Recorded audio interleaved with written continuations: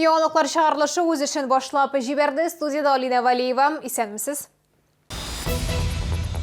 Татарстанга вакцина кайтты, алары шалыга кайчан китереләчәк һәм кайсы предприятиеләрдә вакцинация үткәреләчәк. Төнлә хәмер сату бөтен кибетләрдә дә тыелмый. Шаллар тәүлек буе хәмер сата торган мини-маркетларга зарлануын дәвам итә. Безгә югары йортлар кирәкми. Шәхси секторда эшләүчеләр 68-нче комплекста алар белән килешелмәгән күп катлы йортларны төзүгә каршы.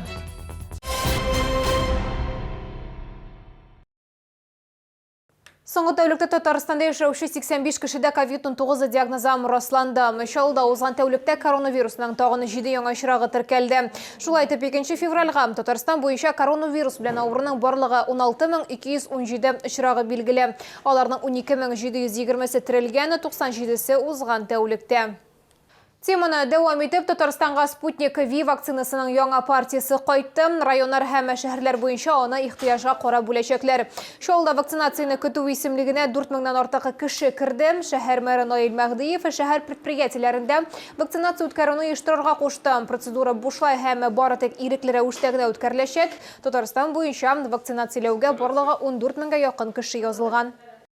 Полным ходом разворачивается вакцинация. Мы, как и говорили в прошлый раз, получили дополнительные вакцины. Пришло их 19 800. Мы ожидаем в конце этой недели, начале следующей, еще около 15 тысяч. То есть поступление вакцины идет довольно интенсивно. Оператив штаб мәгълүматларына караганда, бүгенге көндә Спутник V вакцинасын 13000-га якын кеше ясаткан, аларның 2000 ярымга якыны икенче дозаны алган. Март айында Эпивак корона вакцинасы кайтарылыр дип көтелә. Шаулар тәүлек буе хәмер сата торган мини-маркетларга зарлануын дәвам итә. Анда спиртлы эчемлекләрне законсыз рәвештә тәүлекнең теләсә кайсы вакытында сатып алырга була. Шаултовның кайнар элемтәсенә 23-нче комплекста яшәүчеләр шундый проблема белән мөрәҗәгать итте.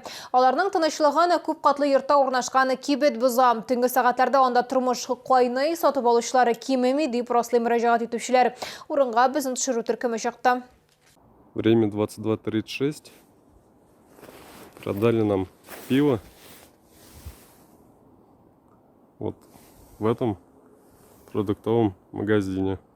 23-11 йортында яшәүчеләр 2 елдан артык үз йортларында урнашкан тәүлек буе эшли торган кибет белән көрәшә. Мини-маркет алкоголь продукциясын тәүлек буе сата. Нәтиҗәдә аларның ишек алды тыныч яшәргә комачаучыларның үзенә тартып тору урынына әйләнде. Моннан тыш бирдә яшәүчеләрнең сүзләренә караганда, азык-төлек кибетендә документларны тикшермичә генә бәлик булмаганнарга алкоголь сатуны дәвам итәләр.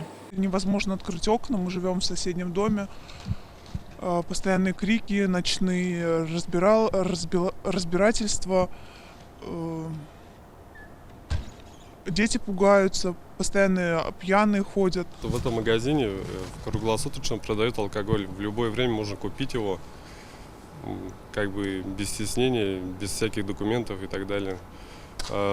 Полиция, как бы все органы знают об этом и бездействуют, получается. Хәлгә ачыклык кертер өчен без әлеге кибеткә юл тоттык. Алкогольле витриналар саны буенча фикер йөрткәндә, бу мини-маркетның төп продукциясе. Сатучы белән әңгәмә килеп чыкмады. Я не знаю, кто продает, кто не продает. Я работаю до 8, девочки там остаются до 10, не знаю.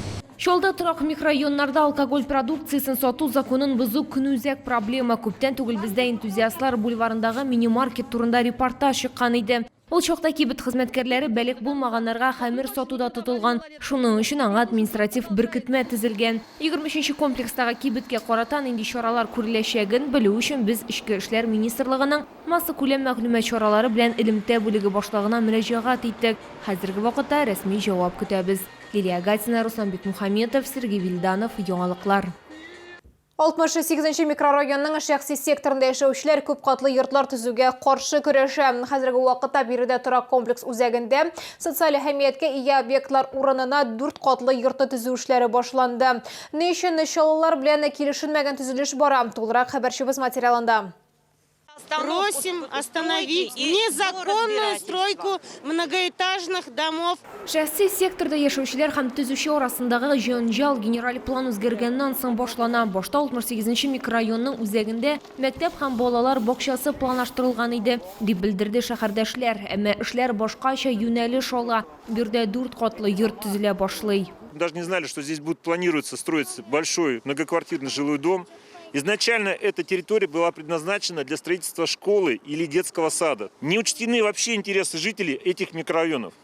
Вот то, что принято решение, как оно принималось, какие слушания были. Мы категорически против этой стройки. Мы просим, чтобы вернули обратно нам целевое назначение нашего участка и построили здесь школу для детей нашего микрорайона. Төзүче башкарма комитетка сылтама ясап күп фатирлы торак төзелеше өчен рөхсәт барлыгын әйтте. Аның сүзләренә караганда, участокның Ж3 статусы бар, бу исә 4 каттан биек булмаган йортлар төзергә мөмкинлек бирә. У нас был участок приобретен официально на аукционе. Он сформирован под жилую застройку был еще в 2015 году. И вот как мне говорили в администрации города, то, что им что-то не нравится, я узнал вот совсем недавно. То есть мне как-то дошло через сотрудников исполкома, что есть жалобы.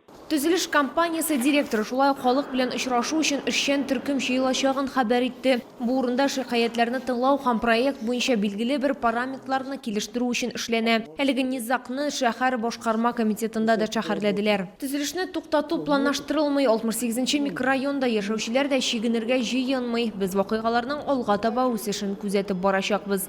Лилия Гатина, Руслан Бикмухаметов, Айдар Мусин, Яңалыклар. Суд фоны компанияләр төркеме эше буенча карар чыгарды. Оешма җитәкчеләре ялган гамәлләре өчен ирекләреннән мәхрүм ителде. Төзүчеләр Чаллы һәм Казаннан өлешләп фатир алучыларның акчаларын 2011 елда ук ала, ләкин йортларны төзү буенча үз йөкләмәләрен үтәми.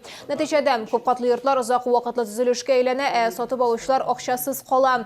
Алданган өлешләр проблемасын хәл итү берничә елга сузыла, йортларны исә башка оешма төзеп бетерә. Узган елның декабрендә генә соңгы йорт файдалануга тапшырылды. Фонд компаниясе җитәкчеләрен башта аеруча зур күләмдә мошенниклык матдәсе буенча гаеплиләр, әмма суд әлеге карарны үзгәртә. Суд переквалифицировал действия фигурантов дела на менее тяжкую статью, 165-ю. Это причинение имущественного ущерба путем обмана или злоупотребления доверием. В итоге руководителю группы компании «Фон» назначено наказание в виде 4 лет и 10 месяцев колонии общего режима, а его экс-супруге 3 года условно с испытательным сроком 4 года. Вопрос об апелляционном обжаловании приговора стороной государственного обвинения будет решаться после изучения судебного решения и протокола судебного заседания. Бу сезгә ишарәсе соңгы мәгълүматыбыз иде. Мин Алина Валиева, сезнең белән сау булашам. Игътибарыгыз өчен рәхмәт.